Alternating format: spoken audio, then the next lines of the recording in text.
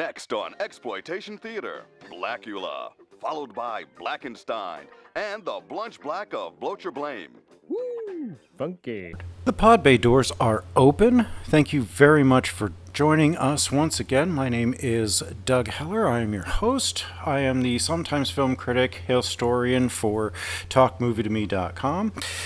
Here, as always, with my hopefully untransformed host, Jerry Dean Roberts, film critic for ArmchairCinema.com, ArmchairOscars.com, and OverThinkingOscars.wordpress.com, and Armchair Oscars on YouTube. And there's too many. He does too much. He does too much. He is ubiquitous. He is everywhere. Jerry Dean Roberts, how you doing? But enough about death. Here's to life. Today, we are talking about the man who was cursed with the name, hereforth to be known as Blacula. Put a curse on the brother. You can't just do that. I mean, listen, the fact that within the first 5 minutes, he's saying Blacula, I was stunned. Look, I'd seen this before. I had picked this, right? This is your pick. And I had completely forgotten that right in the beginning, he literally says, your name is Blacula. And it's bookended because... I thought it was just a clever title. And it's bookended because he embraces it at the end of the second one. Yeah. Because he tells his little Renfields, I'm no longer Mama Walde. I am Blacula. You know, it's his I am Batman. Which technically he is Batman. Yeah, well, so much for that. That didn't really work out for him at the end of either movie, really. This is the first time I'd ever seen this, either of these, because we're actually talking about the first two. We're actually talking about the only two. We're actually talking about the two, the duology. Yeah. And the Blacula, and then I have a thing for duologies this time around. Well, I'll explain that later. Blacula from 1972 and Scream Blacula Scream from 1973. Which only got its name because there was a contest held among studio workers to name the movie. Oh, wow. Yeah, they didn't actually have a title until it was done. Oh, they made the movie and then they got the title? That's amazing. They should do that with Star Wars. Yeah. Let the fans come up with the title. It was just office workers and they had a contest. So I'd have been all over that. I'd never seen either one of these. I will confess I am not a connoisseur of the blaxploitation genre of the 1970s. Not because I don't want to, but I just haven't gotten around to a lot of it. Somewhere along the line, I just kind of fell into these, and I'll just get on a kick and I'll watch like a handful of them, and then kind of move on. Because great seeing an all-black cast, usually directed by a black director, but man, the misogyny just does not let up in a lot of cases. It is racism. Well, yeah, despite the fact that it's usually written by black people, it's hard to watch their more than accurate depictions of day-to-day life. Well, in this movie, the first one at least, there's a lot of the N-word and a lot of the F-slur, and that's the temperature of the times. It's one of those things where you hear it and it makes you uneasy, but then you settle back and you're thinking, okay, this was a different time. These were different attitudes. I do want to note that the only people who use the N-word are black people and police officers. Right. Same thing in Cotton Comes to Harlem. Which is telling. It's that's not accidental. Yeah, it was the same thing in Cotton Comes to Harlem. Right. It's that's not accidental. That's a real observation. Well, I want to tell you, I've never seen these before. And I'm glad I did, because I'm the type of person that I want to watch a movie and see the value in it, even when it doesn't seem to be a film of value. Because what I drew from this, and this is important, I know that William Marshall, who plays Blacula, or Mamba Walde, was offered this by the producer Samuel Arkoff. And the original idea behind this script had the character as a pimp. And the character was given a name that was taken from Amos and Andy. Ah. The Andy of Amos and Andy. Mm-hmm. This is according to William Marshall himself, who plays the title role. He told Samuel Arkoff, "I'll do the role if you'll make some changes for me. I want him to be more dignified." He came up with the idea, it was his idea, that he should be African nobility. That was cool. And the reason he gave Samuel Arkoff for this was because there's a lot more elasticity in the performance if you go from an African prince in the 18th century to a vampire than you would if you went from a street pimp to a vampire. There's a lot more room to play a character. Yeah. And he does very well. He gives this a lot of gravity and a lot of weight to a film that is really just a genre piece. Oh yeah, it's absolutely it's his movie. It is. Up one side and down the other. I would like to note that if his voice sounds familiar, there's a reason. He is a part of many people's childhoods. He was, in fact, the king of cartoons at Pee-wee's Playhouse. I was going to mention that. Yep. He was the king of cartoons. He was the king of cartoons, and Lawrence Fishburne was Cowboy... Carl. No. Cowboy Carl? Curtis. Okay. I was going to say Cowboy Carter, but that's Beyonce's country album. That wasn't going to help me at all. But he's a very good actor, and he brings a lot to a role that otherwise would not have been very much. Oh no! This is threadbare. It's low budget, and it feels like let's make an urban vampire movie.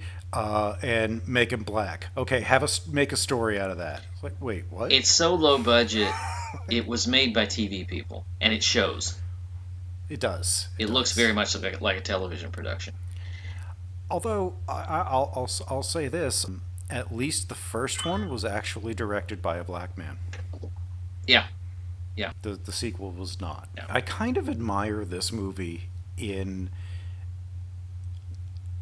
how he embraces the absurdity by making it dignified and giving himself a character that he can actually play, and that you actually himself a character that he wouldn't be ashamed to play. Right, because you could easily play this as just junk, as just a throwaway. Yeah. But what he does, and I so appreciate this, he makes him a tragic figure. The first film is a love story. Yes, very much. He loses his wife, and he finds a woman very much like Bram Stoker's Dracula. He finds a woman who looks very much like his wife. Right. Oh, man. But how she dies is one of the worst. Dracula turns Mamuwalde, curses him with his name and says he will henceforth be Blacula, locks him in a coffin. Dracula. Says, Dracula makes him Blacula. Dracula names him Blacula, locks him in a coffin before he can ever drink blood, so he'll be in this eternal state of hunger, never having known human blood.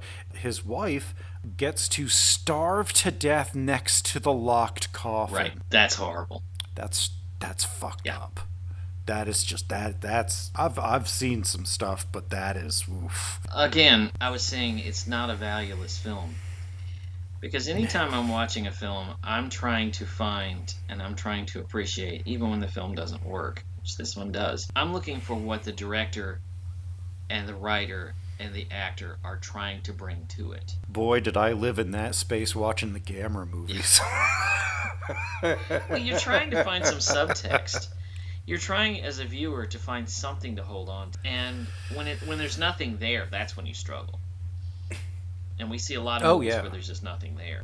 His performance as Mamuwalde is the reason that this movie works. Because around him, all around him, is this very simple-minded exploitation film. He gives it gravity and weight. He's the only actor there. Like, everybody else is stiff as a board. Everyone else is Like, reading lines. yeah, basically. The only exception to that is Pam Grier in the second one. In the second one. I like yes, that they do because something Pam a Grier, little different in the second one. They add this element of voodoo. I also like that they don't make it racist. Right. And I'm actually being honest about that because so very, very, very, very often you look at any bad voodoo movie, which is most movies that have voodoo Serpent in it, in the Rainbow. with the exception of like Live and Let Die. well, that yeah, yeah. There's too many. It's quite a bit. But they always have, there's like Zombie Nightmare and Zombie I Eat Your Flesh, or some I Walked as a Zombie, something like that. I don't know. Walk with the It's Zombies. a terrible Great. movie. I Walk with the Zombies. Really great. Oh yeah, no, that one's yeah, and White Zombie I think has Boris Karloff in it. But the depiction of voodoo, the fact that he ties it back to African roots, and he says that not only is it a powerful force, but she has hereditary Hereditary strength roots to in it, it. yeah. She's right, like she is historically, her genetically predisposition to be a very powerful voodoo priestess.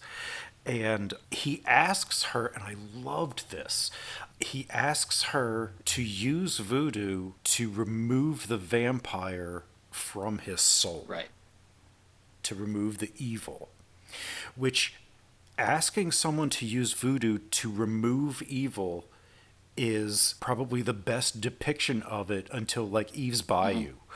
Like it's like I'm very fascinated by the fact that they did not A, make it negative, and B, like make her dress up in face paint and half naked and chant around and do stuff. They were doing it like they were just sitting across the table and she was chanting, and it was like a very powerful kind of one-on-one scene. Somebody was writing this film. Oh yeah, both of them. And I want to tell you about William Marshall. If William Marshall were white, and I'm going to go here, if William Marshall were white, he would have been on the same level of stardom as Burt Lancaster, Gregory Peck, Yeah. maybe even Brando. Yeah. He is tall. He is handsome. He has a beautiful baritone voice. Oh God.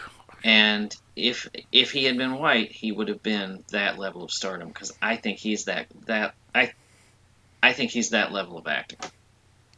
Yeah, I think you're right. I think he would have been huge, and he would have been huge in the 50s and 60s Right. as a young man. He was on which is television probably a lot. exactly why. Which is probably exactly why, because he was probably a very, very good-looking young man with that voice. They're habitually scared of like Cleavon Little popping out and going, "Where are the white women at?" Although I've got to admit, I've got to tell you, when he turns into Blacula, I don't know whose decision this was, but it is ridiculous. What is with the hair? What is with these bushy eyebrows and the chops? And the chops. What is going on with that? And every time he turns, they're bigger. And in the second one, they do it to his Renfield. Yes. It looks ridiculous. I'm like, this is the stupidest looking, like that is the comedy aspect that could not be shaken. Is he half werewolf? What is going on there? I don't know. It is the stupidest looking thing. The other thing is when he transforms into a bat. This is a $1.99 movie. It's a cartoon bat. Yeah. Yeah. It looks ridiculous. It really does. And the chops just like you said. You said it was the chops keep getting bigger. Just bigger and bigger, and the eyebrows getting bigger and bigger. It was almost like whoever did his facial hair went on to do Morgan Freeman's eyebrows in Dreamcatcher. I believe that. I don't know who That is an picked that look. extreme callback.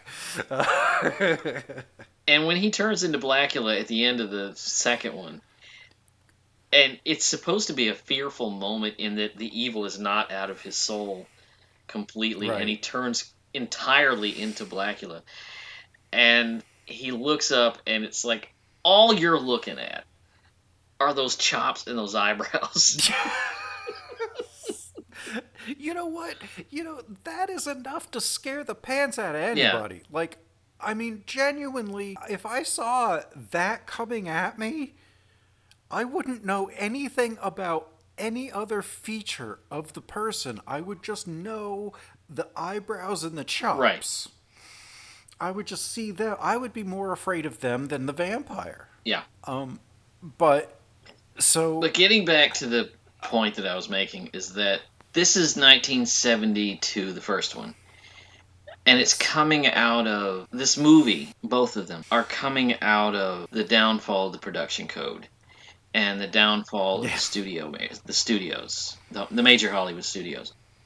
What's happening in Hollywood is the younger audience is demanding something new, because what Hollywood was willing to give them was a 50-year-old leading man and a 40-year-old leading lady in plots that were basically still being wrenched from the 1930s and 40s, and musicals that were stale, and there was nothing for the young. So no, nothing at all.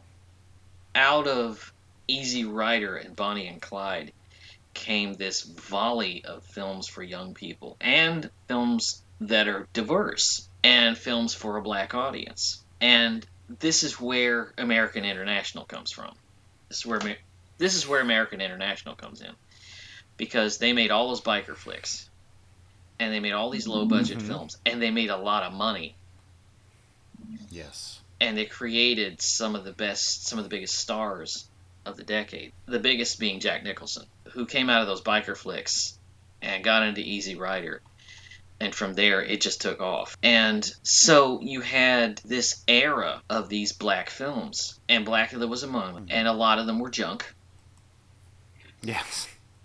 And you had Hollywood sometimes still reluctant to turn to black films, but sometimes making Lady Sings the Blues and Sounder and The Great White Hope and things like that. Mm-hmm.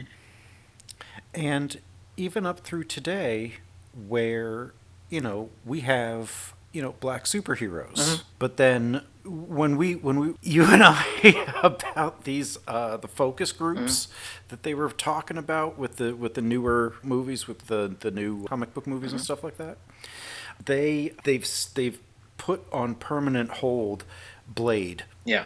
Starring Mahershala Ali. That's a tragedy. Considering that he called Kevin Feige the day after he won his second Oscar in a row and said, I want to do Blade. He said, okay. Because at that time he was in the position to do whatever he wanted, because he just won 2 Academy Awards. And... Right. One that he should have. Yes, he was still good in Green Book. And one that I'm glad that he won, and I'm glad that he won a second Oscar, but I wish it had been for a very, very, very, very, very different movie. Yeah. He was still good in Green Book. Yeah, he was good. That was it. But I go back to something that we said in another episode when I was talking about Hollywood Shuffle, when Robert Townsend had said, Hollywood only makes one black film a year. And the more I look at these films, the more I realize he was right. Oh, absolutely. Because the big films, there's maybe one black-themed film a year that they make. Without William Marshall, this would have been forgettable immediately. Like, this would not have been... This would have been thrown in the pile with movies like Bloody Mary or something. Yes, and a movie that I just found that exists in real life, Blackenstein. Yeah. Would have just kind of ended up there. And it wouldn't have meant anything, which would have been unfortunate, because there are so few black horror movies that aren't atrocious. They seem to draw a lot of this from Hammer. Yeah. Yes, they did. That's a very good. I hadn't thought about that, but yeah, even down to the paint that they used for blood. The better Hammer movies, I should say. Yes. But the But the 70s were this golden age, even though these were low-budget films that were made by American International. At least these stories were being told, and at least black filmmakers got a chance to work. Because in the 1960s, there weren't a whole lot. There were a few, maybe. And the three most successful, all had Sidney Poitier. And Yes. Sidney Poitier was a very comfortable actor for white America. A very, very comfortable actor. You couldn't have... But the films that he made, I don't like Lilies of the Field. I hate Guess Who's Coming to Dinner. Although I do like In the Heat of the Night. I really like In the Heat of the Night. I liked Raisin in the Sun. The Guess Who's Coming to Dinner is... Listen, the single greatest black film to come out of the 1960s was Nothing But a Man. And I'm still waiting for people to discover that. That thing needs to be on Criterion. I hate that it's... It actually is. It's coming out on Criterion or it just did. Good. It is in or about to be. So Because I'm so afraid of that film being lost to history. It stars Ivan Dixon. Criterion has. It stars Ivan Dixon, who was Kitchlow on Hogan's Heroes, as this man down in Alabama. This was made in 1964. This man down in Alabama who is doing every single thing he can to retain his dignity and to not have to shuffle and to not have to bow or yaz a boss to the white man and to build a better life for himself and his wife. And it is one of the most beautiful films I've ever seen. I introduced it to you. You'd never heard of it. And we did a whole episode on it, which I'll put in the show notes. Yeah. But it's an example of the kind of film that mainstream Hollywood is afraid of, because they don't want a backlash. They don't want to rock the boat. They don't want trouble down south. And so you get very few films like that. And you get very few films for a black audience until the 1970s with these. And I know it's just a goofy horror film, but you're looking at it and you're thinking, okay, this was made with a little more thought and imagination than it was originally conceived. And I appreciate it for that. I appreciate both of them for that. Yeah. Oh yeah, they're neither one are bad movies at all. They are definitely not what I expected. No. Because when you recommended it, I thought, okay, this is just going to be a piece of junk. Yes, Nothing But a Man, spine number 1209. As a fantastic movie. I love that film. That's one of my favorite movies Blu-ray ever. and DVD. It's very good.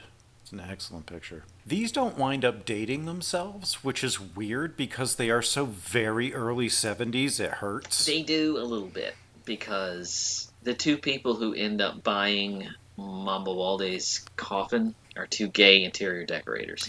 That is true. I forgot about how flamboyant they made those guys play. And they're gross stereotypes, even though it's an interracial thing. The F slur does so fly it's around. progressive bigotry. Do what?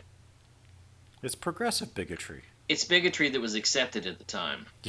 There was a lot of that. The F slur makes its way into the second one too. And back then you didn't think about it. It's just like the N word. Sometimes people just didn't think about it because it was so pervasive, and there wasn't as much of a backlash or a social demand that it not be used as it is now. Now you hear it and it's like getting hit in the chest with a baseball. It's I even heard it in this movie and I was shocked. I'm talking about both words. I'm talking about both slurs. But now it's become so socially unacceptable. People don't use it anymore. Yes. thankfully. It's sad to remember a time when they were so common. And What's even sadder is that there are people who actively lament that they're not allowed to say it. right. Like, why do you need to say it? Why do you need permission to be able to say that? Why do you need to say it at all? Exactly. Why, as a white person, do you feel compelled to say this?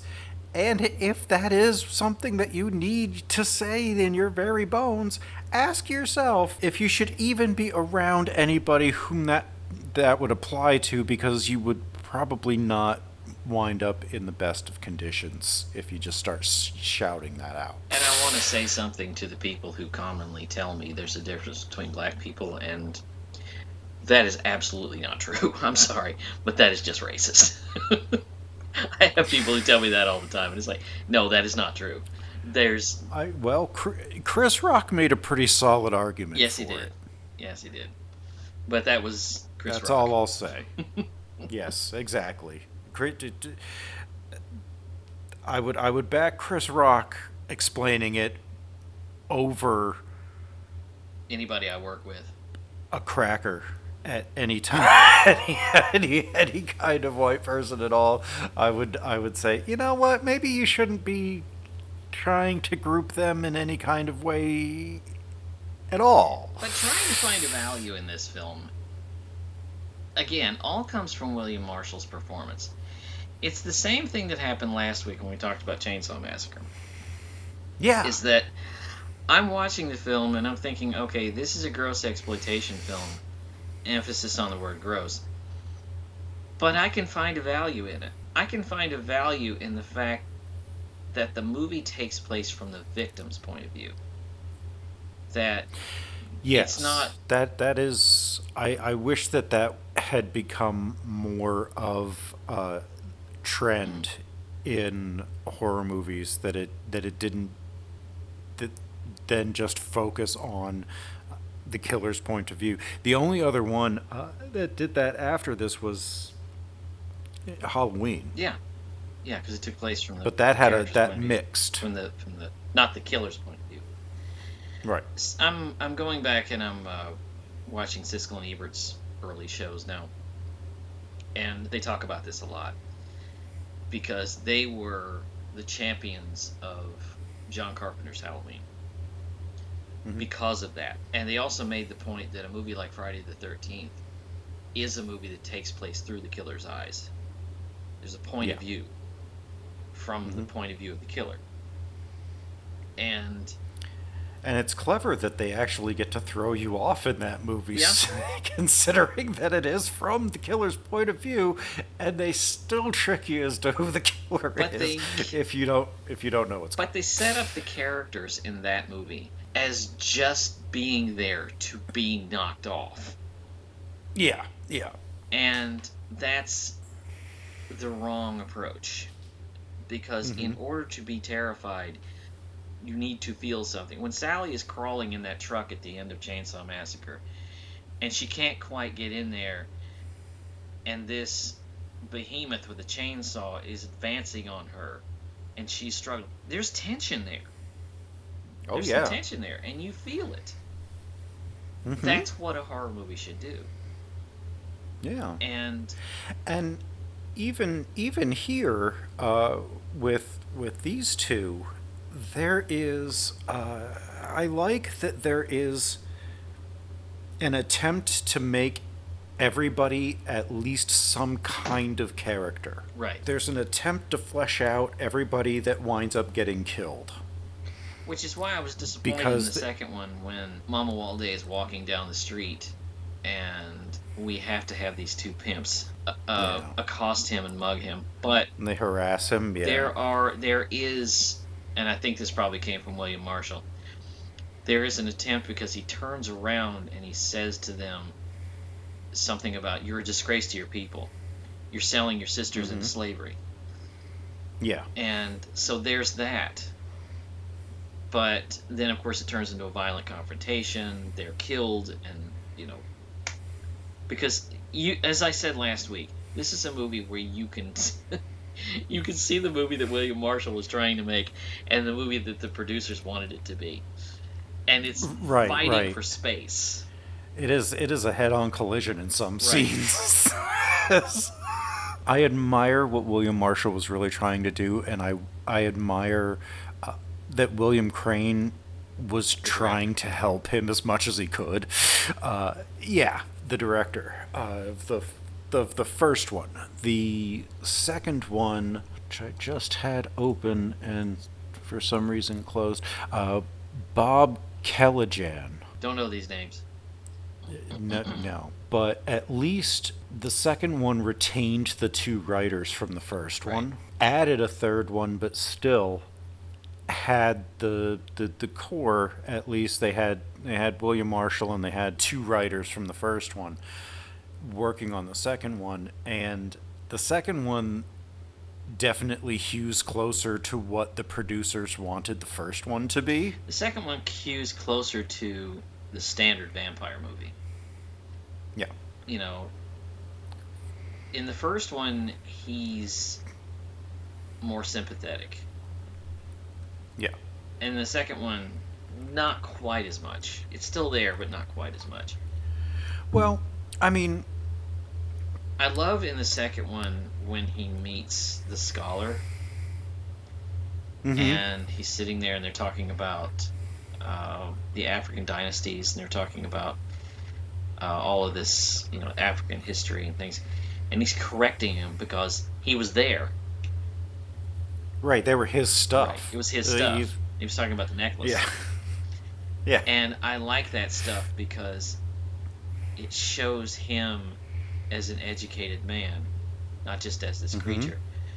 And it shows him as a scholar. It would have been really interesting if she could have saved him and he would have gone on the lecture circuit or something. That would have been really interesting.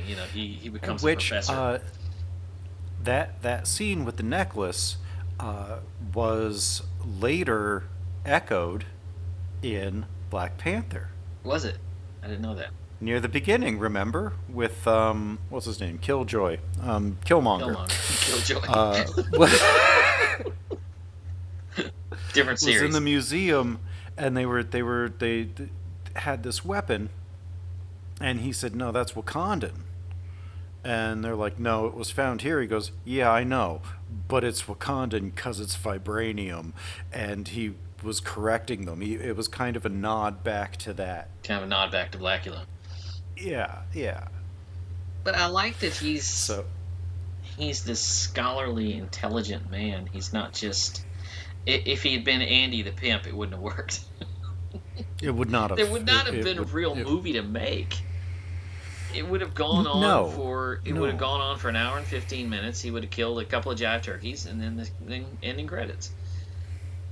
I like how they brought him back. And that's really all they wanted. Yeah, I like how they brought him back. Because that in the first was one, he dies. He goes out in the sun and he burns up. He dies a noble death, sort of. Well, he commits suicide. Right. He because his wife is dead. They killed his wife. They thought it was him. Got her, and he said, "Yeah, without her, there's no point in me doing anything." So, and he walks out in the sun, and he dies, very, very much so, because he burns down the bones. Yeah, he rots on camera. That was gross. Well, that's right out of Christopher Lee's Hammer films. Yeah. Christopher Lee did that, I think, in every Hammer film he made. Probably. So then his bones are recovered and given to like a small-time gangster, told to bring him back, and that would be everything he needs. So played by Richard Lawson, who was in my favorite horror film. He was the videographer in Poltergeist. Yes. He brings him back. The same hair and mustache as Billy D. Williams in The Empire Strikes Back. Yeah, he does. Yeah, he does. He brings him back, and it gets turned pretty quick. Becomes his Renfield. Yeah.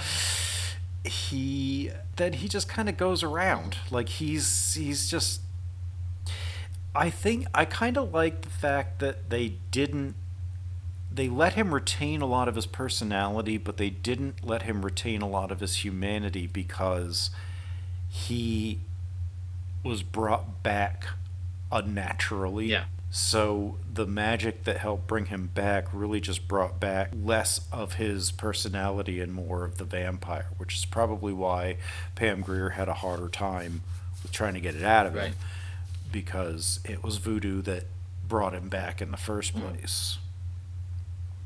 So she would have been competing with a different the other spell, maybe. So I like that they kind of made him less relatable because he wasn't mourning the death of his bride that he maybe could even hear through the coffin, starved to death over weeks. Right. He was a little beset in the first one, so he still had a lot of that humanity, and he still had that memory very strongly, because there's still a person in there. Yeah.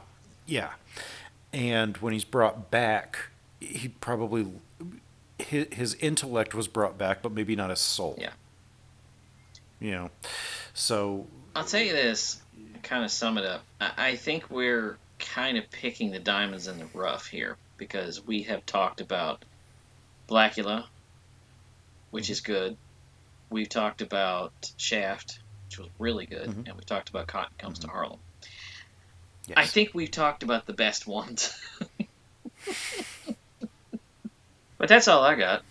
What about you? Yeah, I think that's about everything I have. That pretty much puts a stake in it. There's right through the heart. I should let you know, again, all of our previous Twitter feed and WordPress page and all of that stuff. Our website is gone. I'm in the process of rebuilding it. I now have 4 YouTube channels that I'm operating. And I told somebody that, and they said, "That's all?" I said, "Yeah." And what do you do in your spare time? What do I do in my spare time? And so I'm in the process of rebuilding all of this stuff, but you can still listen to all of our back episodes on our YouTube page. We still have an email. You can. Yep, we still have the email, the Pod Bay Doors podcast at gmail.com.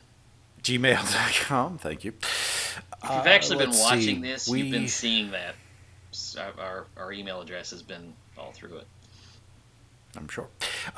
So we would love it if you would hit the like, subscribe, put on the notifications, drop us a comment, tell us how great we are, ask us to do something for you, a review. We take requests. And we will take it under. We will take it. Yes, we take them. We don't often do them, but we do take them. We would be happy to start doing that on a more frequent basis if we had some. So please give that a thought. Just troll through our old stuff and see if we've already done an episode on it. And if we haven't, then let us know that you wanna hear it. And just, if it's Easy Rider or Bonnie and Clyde, we know. Don't bother with King Kong, because we're already going to do that. Yeah, we're doing that one. We got to Godzilla. We'll get there. Yeah. That about wraps it up for us. We thank you very much for joining us, and the Pod Bay doors are now closed.